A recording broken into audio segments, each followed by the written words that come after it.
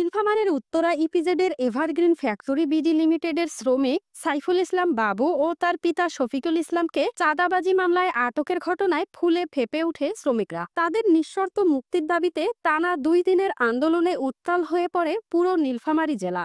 গতকাল সারাদিন বৃষ্টির কারণে আন্দোলন জোরদার না হলেও আজকে জোরালো আন্দোলনে মোড় নেয়। সকাল থেকে ইপিজেডের গেট হতে থানা পর্যন্ত আসতে 3 জায়গায় পুলিশের ব্যারিকেড ভাঙতে হয় তাদের। এক পর্যায়ে শ্রমিকরা পুলিশ সুপারের কার্যালয়ের সামনে আন্দোলনে বসেন।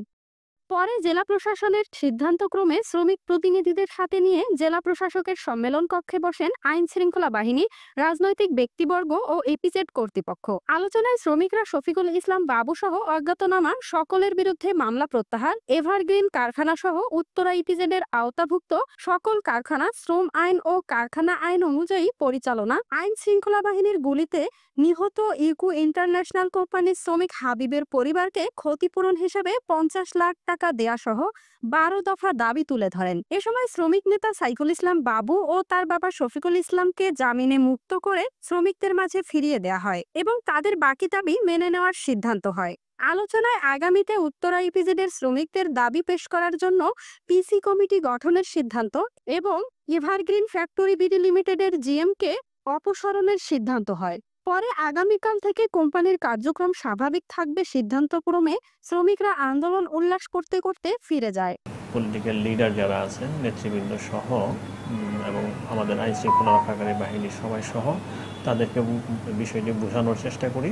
পরবর্তীতে আমার এই কার্যালয়ে তাদেরকে নিয়ে মিটিংয়ে বসি, তাদের প্রতিনিধিদের কাছে তাদের বক্তব্য শুনি এবং তাদের যেই আগের যে 23 দফা ছিল সেটার মধ্যে যেগুলো এখনও বাস্তবায়ন হয়নি সেগুলোর কথা বলেছেন এবং এই মামলা থেকে যাতে সে মুক্তি পায় তাদের একটা সেই জন্য একটা দাবি ছিল। ইতিমধ্যে সাইফুল ইসলাম ইনি জামিন পেয়েছেন। আর অন্যান্য যে দাবিগুলো ছিল ওদের পিসি কমিটি এখানে অ্যাক্টিভ নাই, যদিও ইপিজেড বলছিল যে পিসি কমিটি করা আছে, অ্যাক্টিভ নাই।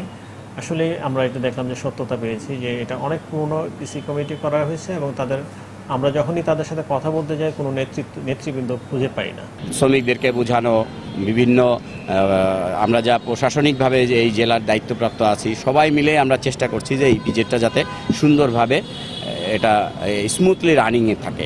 এই যে সাইফুল যে নিজেই একাই সবার সামনেই আপনাদের সামনেই সে বক্তব্য দিয়েছে, সে বলল যে সে নিজে আত্মগোপনে গিয়ে আজকে এই উদ্ভূত পরিস্থিতি সৃষ্টি করেছে, পরিস্থিতি স্বাভাবিক করেছি, আপনারাও সহযোগিতা করেছেন।